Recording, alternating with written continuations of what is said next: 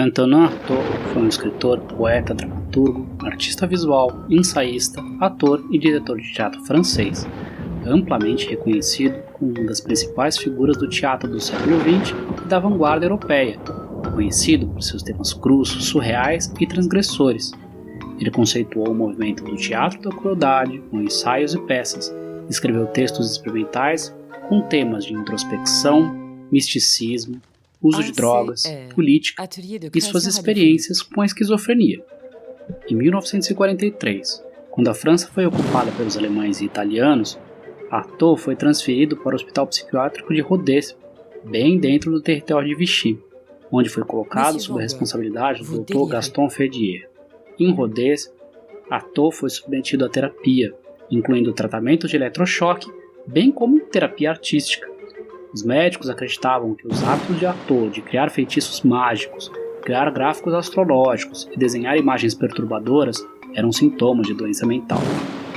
Artaud denunciava os tratamentos de eletrochoque e sempre implorava sua suspensão, ao mesmo tempo em que lhes atribuía o benefício de tê-lo devolvido ao seu nome e ao seu domínio próprio. Claro, a acadêmica Alexandra Lux aponta que a recuperação de seu nome pode ter sido um gesto para apaziguar a concepção de seus médicos sobre o que constitui saúde. Foi durante esse tempo que Artaud começou a escrever e desenhar novamente, após um longo período de dormência. Em 1946, ao final da guerra, Artaud foi transferido, por intermédio de seus amigos, para a clínica psiquiátrica de Ivry-sur-Seine. Artaud foi encorajado a escrever por seus amigos e o interesse em seu trabalho foi reacendido.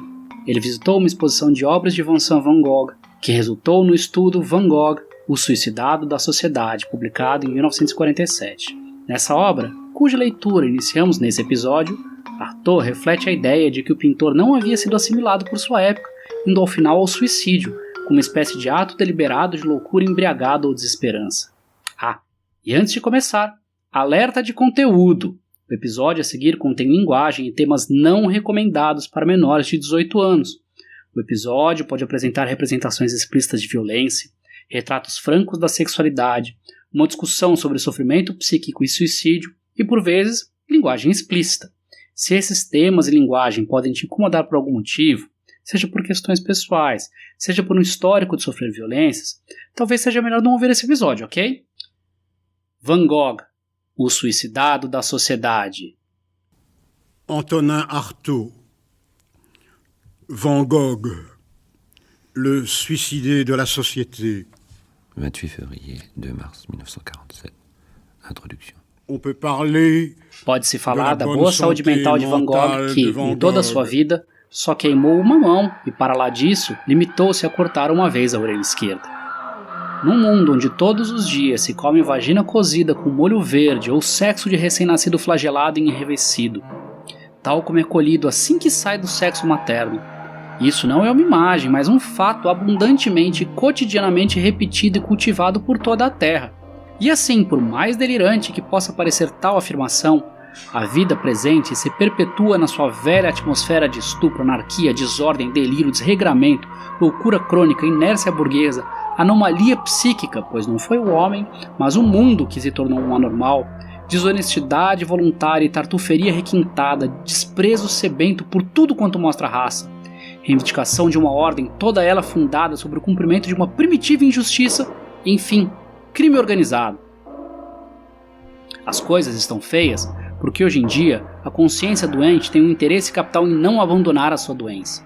Foi assim que uma sociedade tarada inventou a psiquiatria, para se defender das investigações de certos espíritos supremamente lúcidos, cujas capacidades de adivinhação a perturbavam. Gerard de Nerval não era louco, mas acusaram-no de ser, a fim de lançarem o descrédito sobre certas revelações capitais que se preparava para divulgar.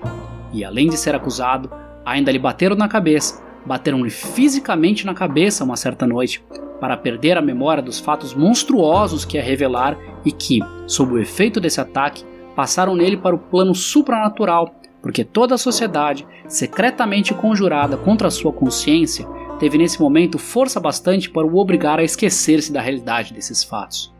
Não, Van Gogh não era louco, mas as suas pinturas eram fogos gregos, bombas atômicas, cujo ângulo de visão comparado com todas as outras pinturas que graçavam naquela época, teria sido capaz de perturbar gravemente o conformismo larvar da burguesia Segundo Império e dos lacaios de Thiers, de Gambetta, de Félix Faure, bem como os de Napoleão III. Pois não é um certo conformismo dos costumes que a pintura de Van Gogh ataca, mas o das próprias instituições, e mesmo a natureza exterior, com seus climas, as suas marés e as suas tempestades de equinócio, já não consegue, depois da passagem de Van Gogh por essa terra, manter a mesma gravitação. No plano social, efeitos ainda mais profundos. As instituições desagregam-se e a medicina revela um caráter inutilizável e leviano ao declarar Van Gogh louco. Perante a lucidez do trabalho de Van Gogh, a psiquiatria não passa de um reduto de gorilas, eles mesmos obcecados e perseguidos e que só têm como paliativo para os mais terríveis estados de angústia e da suffocação humana uma terminologia ridícula, produto digno dos seus cérebros tarados. De fato, não há psiquiatria que não seja um erotômano evidente. E não creio que a regra da erotomania inveterada dos psiquiatras possa admitir qualquer exceção. Sei de um que se revoltou, aqui há uns anos, por me ver a acusar assim em bloco todo o grupo de grandessíssimos crápulas e intriguistas diplomados, do qual ele fazia parte. Eu, senhor Artaud, dizia-me ele, não sou um erotômano, e até o desafio a mostrar um único dos elementos em que se baseia para fazer a sua acusação. Pois basta-me mostrar-lhe o senhor a si mesmo, Dr. L, como elemento. O senhor tem o estigma no focinho, besta de reles, filha da puta. São as fuças de quem enfia a presa sexual por baixo da língua e depois a rebola até o caroço, como que a mandala fava. É o que se chama ganhar o bago e exibir-se como um pavão.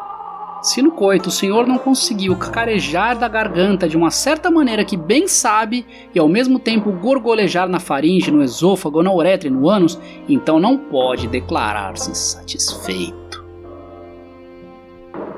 O senhor ganhou no seu sobressalto orgânico interno uma certa torção, que é o testemunho encarnado de uma violação imunda e que o senhor cultiva ano após ano, cada vez mais fundo, pois em termos sociais não fica sob a alçada da lei, mas fica sob a alçada de outra lei, onde é toda a consciência lesada que sofre, pois ao comportar-se assim, o senhor impede-a de respirar. O senhor decreta como delírio a consciência que trabalha, enquanto por outro lado a estrangula com a sua ignóbil sexualidade. E aí está precisamente o plano onde o pobre Van Gogh era casto. Casto como nenhum serafim ou uma virgem consegue ser, porque foram exatamente eles que fomentaram e alimentaram desde o início a grande máquina do pecado.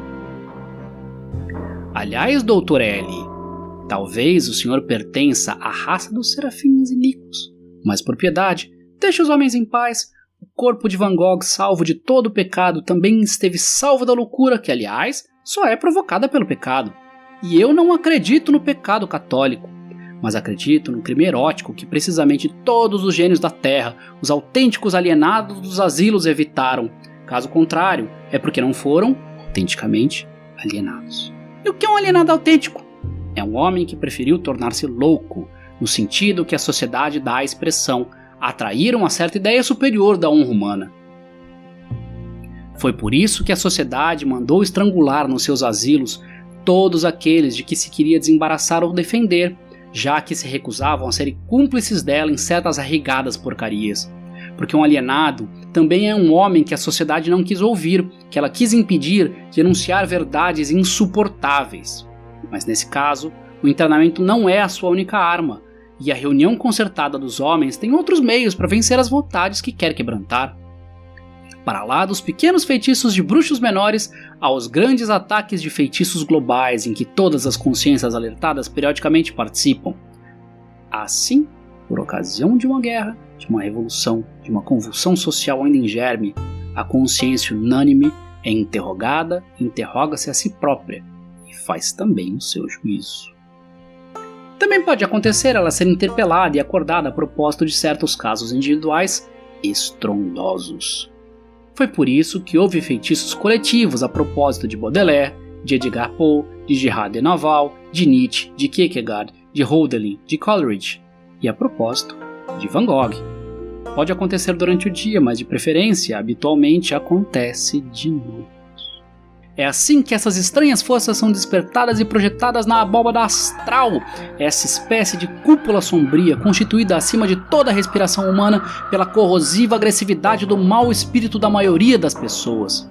É assim que algumas raras boas vontades lúcidas, condenadas a lutar na terra, dão por si, algumas horas do dia ou da noite, no fundo de certos estados de pesadelo autêntico ou acordado, cercadas pela medonha sucção, pela medonha opressão tentacular de uma espécie de magia cívica que em breve veremos aparecer bem exposta nos costumes.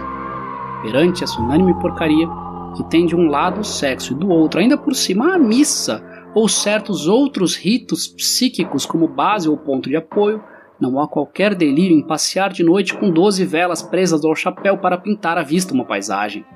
Pois de que outro modo o pobre Van Gogh poderia fazer para se iluminar?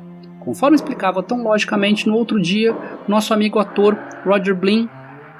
Quanto à mão cozida, é heroísmo puro e simples. Quanto a orelha cortada, é lógica direta, e volto a dizer, um mundo que de dia e de noite cada vez mais come o incomestível para realizar a sua má vontade.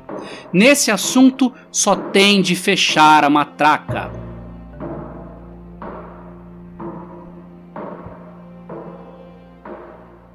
Se você chegou até aqui, deixa o meu muito obrigado pela sua atenção e por dividir esse percurso comigo.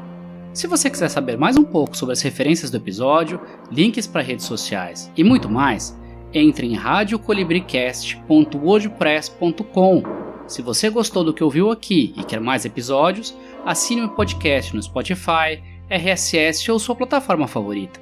É só ir no site radiocolibricast.wordpress.com para encontrar essas informações.